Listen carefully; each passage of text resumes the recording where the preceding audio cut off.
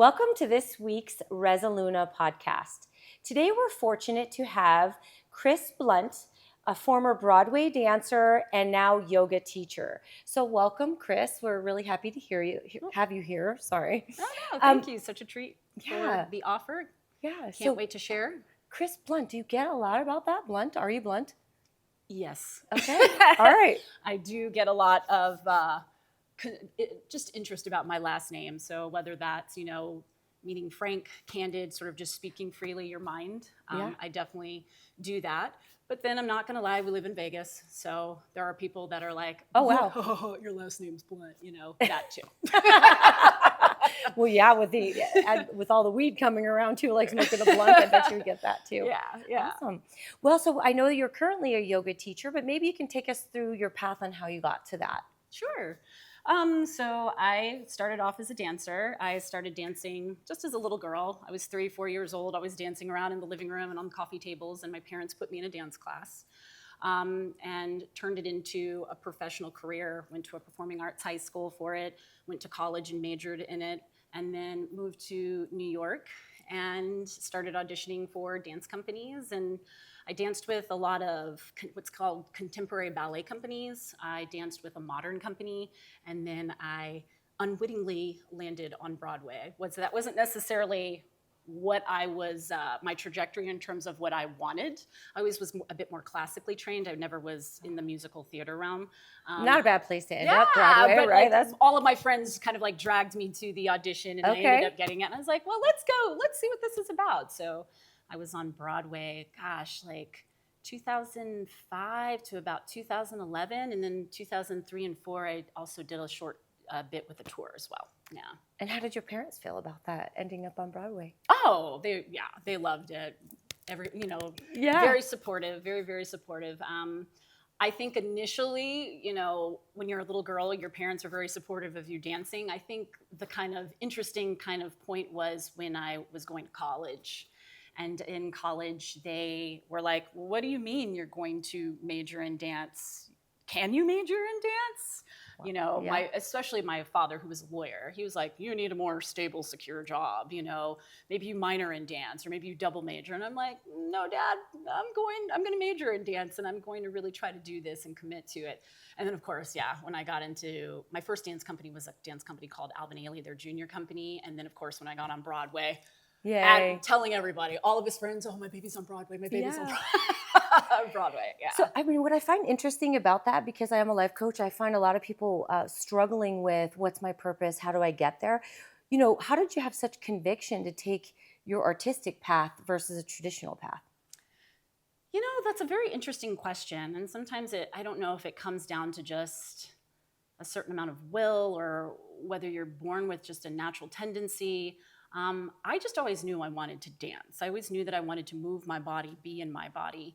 And I saw a lot of my friends who kind of wrestled with at a certain point, like, what am I going to do with my life? Especially when you're in college and you're supposed to make this, choice of a career that you're going to do for forevermore, right?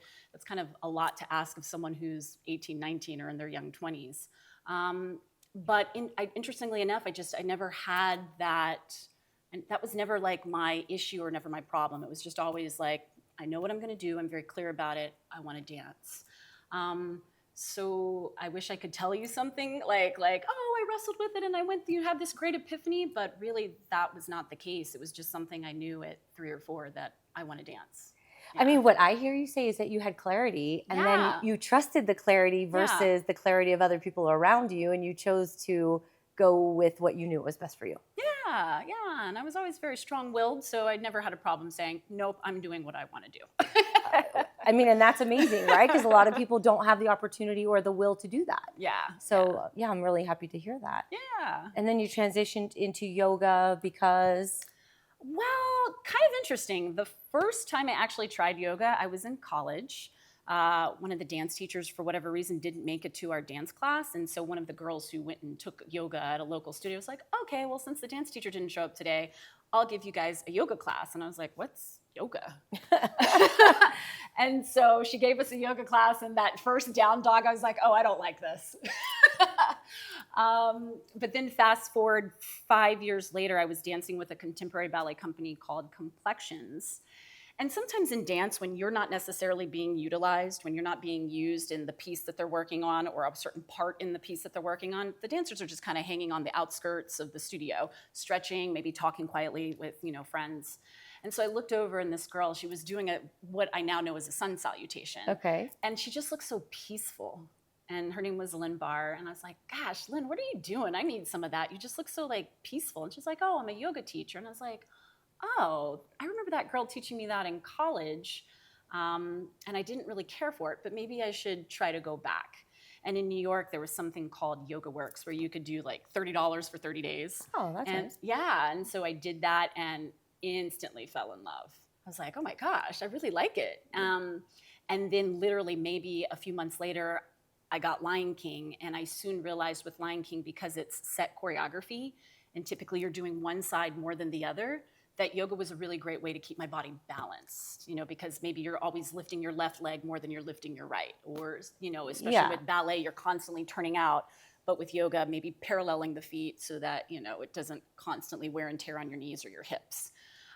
So I really kind of used yoga as a way to just keep my body balanced from the rigors that come with dance and the wear and the tear that comes with dance. So it was the physical component of yoga, or was there more to it for you? Another fascinating question. Yes, I thought it was really curious that I was a dancer, and usually with dance, you're trying to tell a story or evoke a certain feeling from the audience.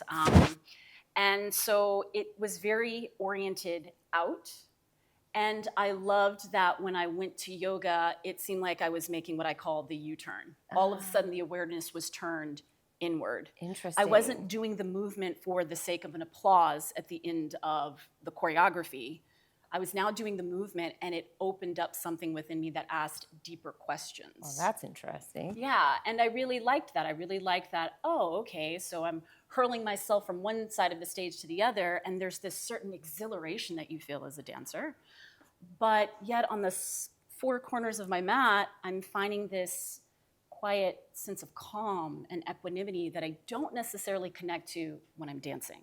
Interesting. And so I really liked kind of that introspection that it created for me, and with that introspection, asking deeper questions, and with finding answers, being at peace with who I am. So I'm new to yoga, so that all makes me very interested and curious. How did you, when I've done yoga, it's a physical movement. How did you make that transition to look inward? Are you talking to yourself on your mat, or how did that work out? Not necessarily talking to myself on the mat. No, because whenever I'm in there, I'm just trying to manage the heat, and I'm thinking about how my body's going. I'm not really reflecting as much as I would like to.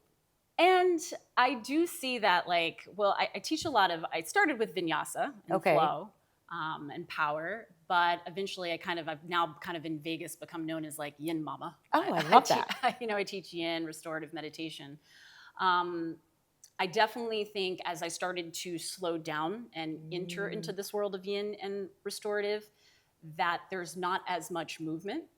They just kind of put you in a pose, and then you're there hanging out there for anywhere 2, 3, 5, sometimes as long as 7, 10 minutes. Yeah. So it just naturally creates this opportunity to do a little self-introspection. Okay. But I do see what you mean. With a Vinyasa flow class, not necessarily so much the case, because it's more about synchronizing breath to movement and making sure you're moving in such a way that you don't necessarily injure yourself. So you don't typically start to move into that sort of gateway of quieting down into the latter part of the practice when you get into the stretches, and then, hopefully with Shavasana. Yeah. So I think it's kind of just decided, in terms of what style of yoga you practice. I think it's all wonderful, but I do feel like the Yin, the restorative, and the meditation does lean more into that natural kind of self-inquiry. Yeah, I love Yin. That's the only one that I try to take. So when you have clients or, students that don't know how to slow down, do you have any tips for them? Because I know a lot of people my mind races too much. I can't do it. I can't sit still long enough. I think that's most of our society. Right? Yeah, that's and myself included. Yeah. I think that's most of our society. And I think that's the beauty of yin, that it is asking us to release that conditioned pattern of constantly staying busy. And if you want to be a balanced individual, at some point in life, you have to connect to that. And if you don't, life will naturally take you there, right? As we get older, we just can't move as fast. Yeah. Or, God forbid that, there's an illness or possibly an injury that forces you to slow down. I just think it's naturally inherent that I feel like we live in a world that's always seeking balance. So you can make that conscious choice to find that for yourself. Or even if you don't make that conscious choice, eventually it will happen. Yeah, the universe will take you there, right? Yeah. And I know I've read on your bio before we started that you are interested in truths and that you do yoga to investigate truth. So is that how you got there? You were looking for your truth? Yeah, I definitely, but I feel like that's kind of also just the journey of life, right? Yeah. I think we're all kind of looking for, purpose, meaning. How do we walk in this world doing something that's good and lasting? Mm-hmm. And so I definitely think it just seems to be quite natural in yoga. There's just a lot of deeper questions that are asked with yoga. And then I just think it puts you in contact with your vessel, which I always say in my classes, everything you do comes through this body. It's important that you take care of it. And 100. There's a lot of components that make up this body. It's not just a physical component, but there's also a mental aspect. There's a spiritual aspect. There's an emotional aspect. There's an energetic aspect. And hopefully you are trying to connect with all realms that make up you so that you can get a little closer to whatever truth looks like for you. Yeah, sound alignment, right? Yeah. Staying in alignment. Mm-hmm. So if someone doesn't have time to go to yoga, do you have a little sequence that you can help them go through, even if they're sitting in their car and they're just needing a little bit of that piece? Yeah, I feel like if you can carve out at least 2 to 5 minutes, you can always just do one pose. And what's really important is that you come back to breath, tether your awareness to your breathing. Again, we just live in very, very, very busy times, and we have this mysterious source that's always moving through us. But how much of our day do we actually give any sort of attention to that source? And it's life-giving. If we didn't have it, we wouldn't be here. Yeah, I was just talking to someone about that. You can deal with food, but you can't live without breath. Yeah. Right? Yeah. You have to have breath. Yeah. In order to survive. Like I said, if you can just sit in traffic, carve out 2 or 3 minutes, take a few breaths. I think what's really important is intention and doing your best because we have minds that grow our worry and compound our concerns. Yeah. It really is just keep coming back to drawing your attention to the breath. And you have to do it over and over again and not become impatient with yourself because feeling like you're not doing it right. Sure. Yeah. And we don't recommend you do it in traffic or while driving, right? So just for sequence purposes, set your intention, maybe close your eyes. Yes. And then is there any specific breaths? Do you have a rhythm or just? Just trying to find a sense of evenness, whether, everyone has a kind of a different counting, system, but take an inhale for 3 counts, 5 counts, and then exhale, whether that's 3 counts or 5 counts. So you're trying to do your best to match your inhale to your exhale, that both sides of the breath are kind of even in their length. Mm-hmm. And then with time, if you keep coming back to it over and over again, you can increase that, whether it's 5 seconds now, you can do 8 seconds, or going from 8 seconds, doing 10 seconds. And you start to notice that the breath becomes a bit fuller, lengthier, a bit more rich and resonant. And then ultimately, when you come out of that, there's just a sense of peace and a sense of quiet that can be hard to connect to when you're moving in about. your busy day. Yeah. And for clarification purposes, what's the difference in Vinyasa and Yin? So Vinyasa is movement based in the sense that you're going to be getting up, doing sun salutations, doing standing poses, doing back bends, seated forward folds, shavasana, inversions. With Yin, there's really only about 26 postures or so, and for the most part, they are all passive. They're all on the floor, whether that's seated, whether that's on your back, but you're really kind of glued to your sticky mat. And so it just creates a different energy. Okay. Yeah. And my experience has been breathing is super important in there too, because even though the movement is not a lot, it can be painful if you're stiff.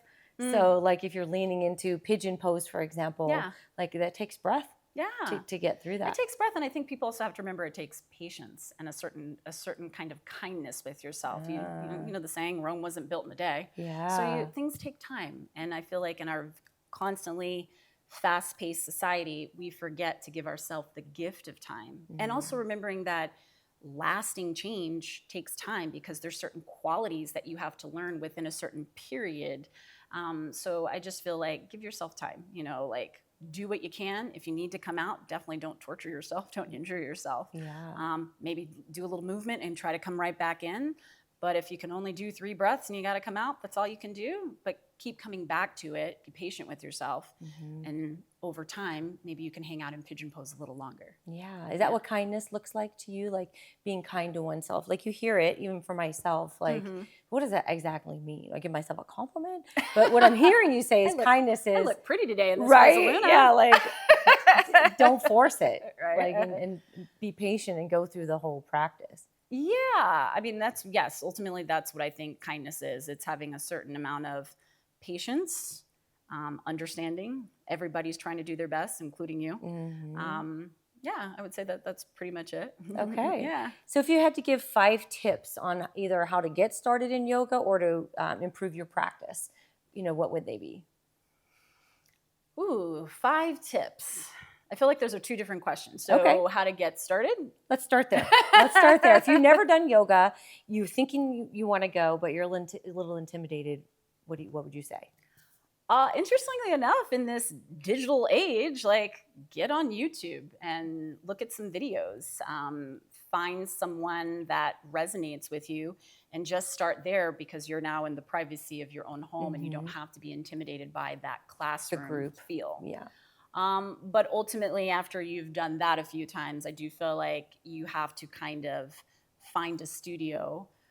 So shopping around, studios are often offering some sort of introductory deal, just like when I started, $30 for 30 days. Sure. So that's definitely the next step. Shop around, find something. And then after that, you do have to, I always feel like finding a good yoga teacher is like dating.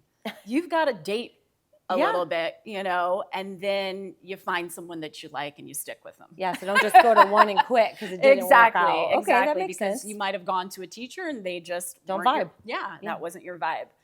So don't be afraid to date date yoga teachers. So that would probably be step 3. Step 4, once you've found someone that you're feeling and that you're really into and you like, just as if you were dating, you say, hey, make a commitment, and I love this. Make a commitment, that thing. And then once you make the commitment, the most important part is you've got to show up and practice, and you've got to come back over and over again, whether you want to call that discipline, whether you want to call that devotion, whether you want to call that ritual. It's just important that you practice repeatedly. Right. Yeah. And it sounds like someone's already doing yoga could apply those as well. Like, even if you're already in the practice and you found the person you're committed to, then what? Yeah. And so for someone who, what was the second one? You were saying they're stuck. They've been going to yoga, but they're not really improving. I feel like that's just a natural course in yoga. We all come to a place where we get a little stuck. And I feel like when you get to that place, life is just asking you to change. And that could be a myriad of things, whether that's you change your yoga teacher, you change the time of day you're doing it, you change the modality or the style that you're typically practice. That kind of feeling of being stuck is just saying, hey, it's time to try something new. Oh, awesome. Yeah. Well, and it sounds like relationships, right? If there's an obstacle, find a different way. Yeah. Take a different angle, but stay committed. Yeah. Yoga is a lesson for life, right? Yeah. I mean, do you view it that way? Do you use your yoga practice? The 2 are deeply interwoven and interconnected. There is no separation for me. Yoga is life. Okay. Yeah. I love that. Okay. Yeah. So usually we have a little practice here at Resoluna of pulling a card towards the end of our session. So I brought a little deck for you. Yay. If you wouldn't mind shuffling. You're drawing not only for yourself, but for our audience to see what the message for Is there any particular today way that I shuffle? See, I always say, what is going to fall out And we can universe. do it like that too. So I love what that. fell out. Synchronicity. And then what do I do? Because there's two Here, sides to it. I'll help you since you haven't done it. Okay. So the question for you and for the audience based on this deck is, what boundaries need to be created or strengthened within my relationships? So this card is provoking you to think today, if we want to just leave it at that, at what the boundaries that you have within your relationships. Are they working? Or are they not working? And it gives you a little help here. So it says, to create more healthy boundaries, we must first get in tune with our own needs, desires, and feelings. What a better way to do that? Yoga, right? And believe we are worthy of them. In your relationships, it's essential to know where they end and where you begin.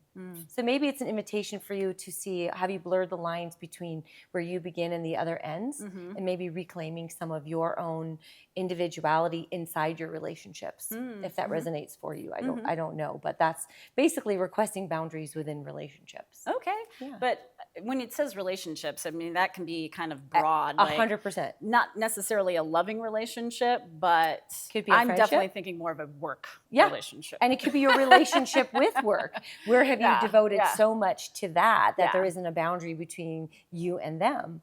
And is it time to maybe take a step back and give yourself a little breather, or just redefining the boundaries? Yeah, exactly. Yeah. So that definitely speaks to a specific type of relationship. And aren't we always in relationship, right? Yeah. Whether it's with your mat, whether it's with your friends, your job, like there's always an entanglement there. So thank you for clarifying that. Yeah. Any last sentiment for anybody willing to take yoga or wanting to start, and where can they find you? Okay, well, where can you find me? I teach at True Fusion Summerlin, as well as True Fusion Blue Diamond here in Vegas. I teach at a studio called Kintsugi. I do a lot of privates, so I am also certified in prenatal and postnatal yoga, as well as kids yoga. So I do have a private where I teach to like a pod of kids. And then what was the other question? So how would they find you? Like Instagram, if they Oh, yeah. In terms of social media, I'm primarily on Instagram. So that's Kris Blunt, Kris with a K. And I think that's about it. Okay, Yeah. perfect. Well, thank you for coming and sharing your yoga dance experience with us. And I'm sure the audience appreciate it. Oh, this has been such a treat. Thank you so much for having me. Thanks for coming.